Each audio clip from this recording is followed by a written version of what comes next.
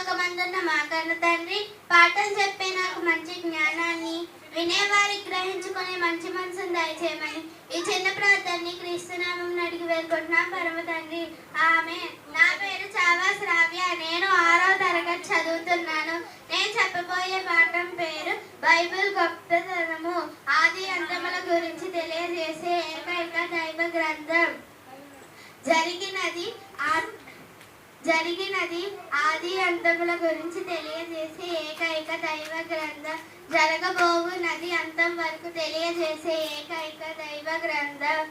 ఆదిలోనే అంతం గురించి తెలియజేసే ఏకైక దైవ గ్రంథం.